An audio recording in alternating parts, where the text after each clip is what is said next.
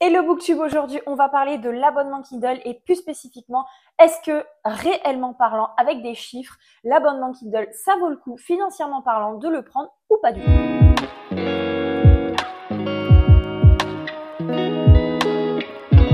J'ai vu cette vidéo sur plusieurs chaînes françaises et américaines et on va voir techniquement parlant si l'abonnement Kindle ça vaut le coup ou pas financièrement parlant. Donc j'ai essayé de faire des maths, donc honnêtement ne revérifiez pas mes calculs puisqu'il y a sûrement des erreurs, mais on va voir si techniquement ça vaut le coup ou pas.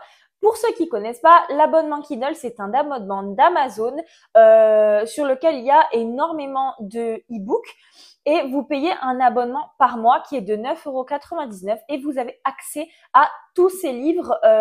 Donc en fait, c'est comme une sorte de bibliothèque où vous empruntez les livres et vous avez le droit, il me semble, à 10 livres par mois. Et quand vous avez vos 10 livres par mois, en fait, si vous voulez en reprendre un autre, vous le rendez. Et en fait, c'est un système d'abonnement.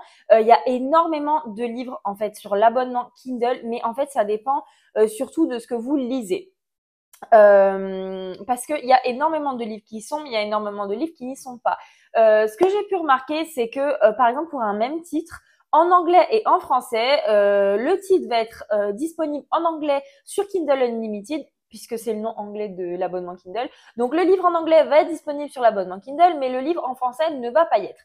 Donc, je vous invite vraiment, si vous hésitez un petit peu à le prendre, de voir ce que vous lisez en temps habituel et d'aller voir en fait, de taper les titres sur Amazon et de voir s'il y a la petite écriture marquée abonnement Kindle dans la partie e-book. Si c'est écrit, ça veut dire qu'il est inclus. Si c'est pas écrit, ça veut dire qu'il n'est pas inclus. Et ça va énormément vous aider, voir s'il y a les livres qui vous intéressent ou pas. Ça dépend aussi du genre parce que tous les livres un petit peu populaires qui sortent, les gros de TikTok, les gros livres qu'on voit sur TikTok, vous pouvez être sûr qu'ils n'y seront pas parce que tout simplement c'est trop connu en fait et Amazon peut se faire de l'argent avec les e-books, donc ils vont pas se mettre sur Kindle Unlimited. Mais il y a énormément de romantaisie en anglais, tout ce qui est romance monstre. D'ailleurs, je vais faire un vlog bientôt romance monstre, découverte romance monstre, donc restez connectés. Mais tout ce qui est romance monstre, ça y est. Tout ce qui est dark romance, un petit peu bien dark, bien space, ça y est. Les gros trucs, par contre cartons en anglais, donc style les Zodiac Academy, ils y sont. Ils y sont aussi en français. Le tome 1 qui est sorti en français et aussi sur Kindle Unlimited, puisque les autrices se rémunèrent uniquement avec ça, il me semble. Toute la saga, par exemple, de Dark Romance, The Lords, donc de Chantal Tessier, y sont. En fait, ça dépend vraiment de ce que vous lisez. Mais du coup, j'ai repris l'abonnement Kindle depuis 4 mois et du coup, j'ai fait les calculs, comme j'ai vu sur pas mal de vidéos, sur ce que j'avais en fait pris sur l'abonnement Kindle, le prix que ça m'a coûté par mois et le prix que ça aurait dû me coûter si je les avais achetés en dehors de l'abonnement. Donc, c'est parti, on va rentrer dans les calculs tout de suite. Donc, je regarde en bas parce que j'ai mon ordi. Donc, j'ai commencé mon abonnement Kindle en mars. Et en mars, j'ai lu 1, 2, 3, 4, 5, 6, 7, 8 livres qui, au total, auraient dû me coûter 52,92.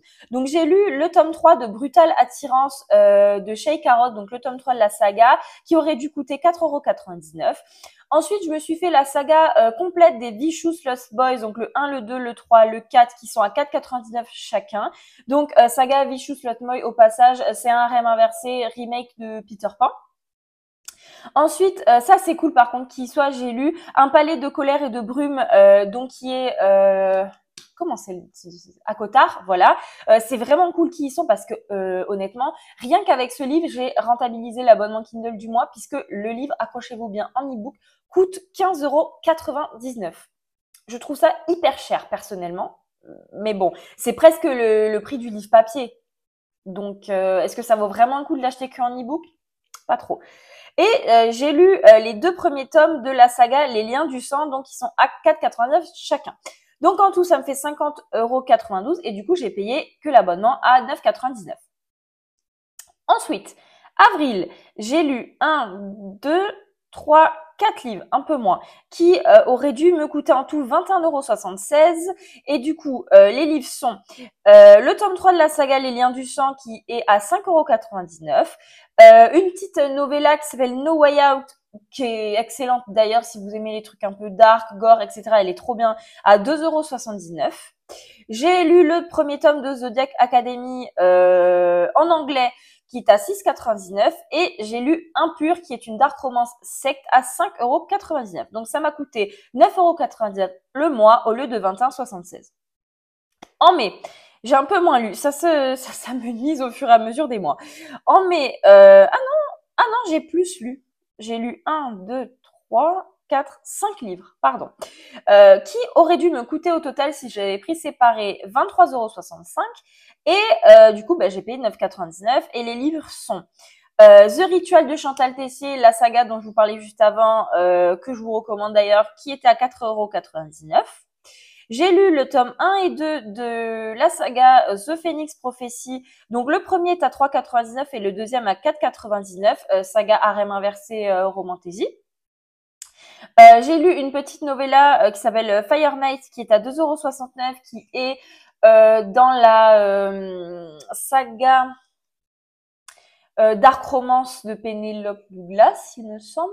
C'est elle, oui. La saga connue, là, bref, vous voyez. Et j'ai lu le premier tome de Zodiac Academy en français qui est à 6,99 € comme la version anglaise. Voilà. Donc là, pareil, j'ai été gagnante. Et en juin, c'est là où j'ai été un petit peu perdante au niveau de l'abonnement puisque j'ai lu qu'un livre. Donc, il s'agit de Knights of Obedience, donc qui était à 4,62 € en e-book. Et du coup, j'ai payé 4,62 € le mois. Enfin, j'aurais dû payer 4,62 € si j'avais pris le livre à part, mais j'ai payé 9,99 € parce que j'ai lu d'autres e-books hors abonnement Kindle.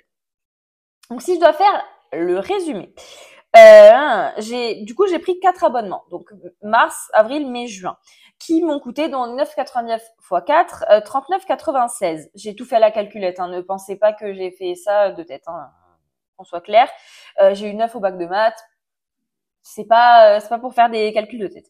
Et le total des livres lus est de 100,95 €. Donc je pense qu'il n'y a pas besoin d'avoir fait maths sup pour comprendre que j'ai quand même pas mal économisé puisque j'ai fait 60,99 € d'économie. Donc allez, on va dire 61, on va arrondir à 61 pour 1 centime.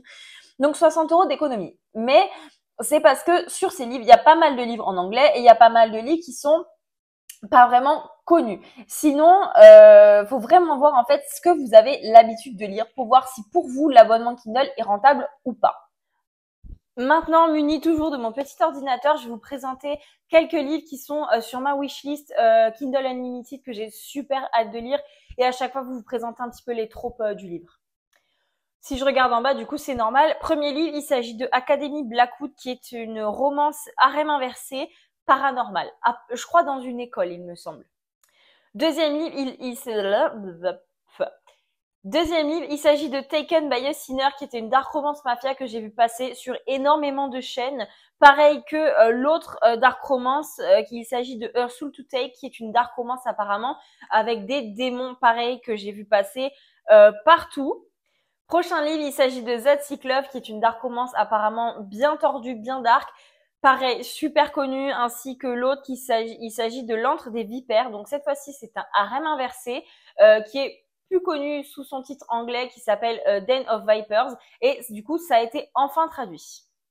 Celui-là, par contre, j'ai vraiment trop hâte. Il s'agit du Gladiateur, qui est une dark romance historique gore, avec un gladiateur. Je crois, si mes souvenirs sont bons, que c'est MM peut-être. Pourquoi dans ma tête je crois que c'est MM, je sais pas. Mais celle-là vraiment j'ai trop hâte, ça a l'air trop bien. On reste dans le gore avec Le Monstre du Château de Bernelay qui est... alors je sais pas si c'est le tome 2 ou si c'est dans la même série que Le Monstre du Château de Brooke, qui est une autrice française, il me semble, qui est très connue pour faire des livres très gore. Il me semble que c'est de Sarah West, si je dis pas de bêtises, mais cette autrice fait vraiment que des trucs gore, bien gore comme il faut. Et si il est aussi bien que Le Monstre du Château de Brooke, clairement, je m'en fais absolument pas et ça va être trop bien. Juste ces temps-ci, je suis tellement dans mon mood romantasy que j'ai pas du tout envie ni lire de dark romance et encore moins de gore. Prochain livre, il s'agit de Empire of Lust, qui est une dark romance age gap mafia. toujours dans les harems inversés, et cette fois-ci c'est un harem inversé français puisqu'il s'agit de Tous pour elle. J'ai une amie qui l'a lu et qui m'a dit qu'apparemment le tome 1 était très très très slow burn, était bien mais était très slow burn, et qu'apparemment dans le tome 1 il se passait pas grand chose niveau Saint Spicy, mais apparemment c'était bien. Donc je pense que je vais le tenter, mais si vous voulez du spice, clairement choisissez pas celui-là sur Kindle Unlimited.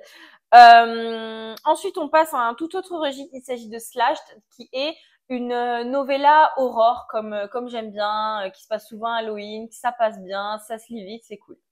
Alors celui-ci c'est une pièce. Il s'agit de Little Stranger, donc pareil c'est un livre en anglais. Je l'avais vu sur la chaîne de Julia Walid qui l'avait bien aimé, mais qui disait que c'était une histoire assez dure à lire puisqu'il s'agit d'une dark romance entre une jeune fille et son frère de maison d'adoption qui est muet. Donc c'est pas de la consanguinité puisqu'ils sont pas vraiment frères et sœurs, c'est juste ils étaient dans le même foyer pendant leur enfance quoi. Apparemment c'est très dur à lire, mais l'intrigue a l'air tellement bien, et surtout quelqu'un de muet, moi ça me plaît beaucoup. Enfin pas qui est muet, c'est qui parle pas en fait.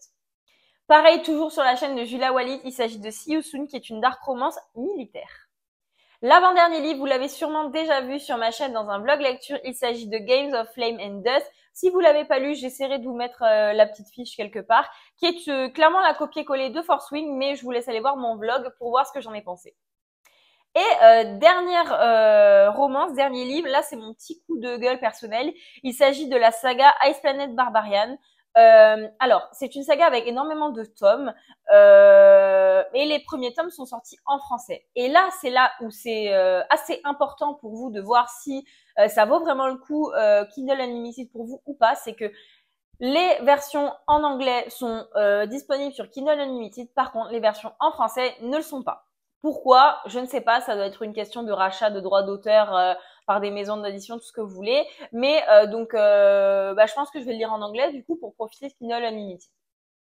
Maintenant, l'abonnement Kindle ou Kindle Unlimited n'a absolument plus de secret pour vous. N'hésitez pas à me dire dans les commentaires quels sont vous les livres que vous avez lus sur l'abonnement Kindle qui vous ont plu. Comme vous savez, j'adore rallonger ma table.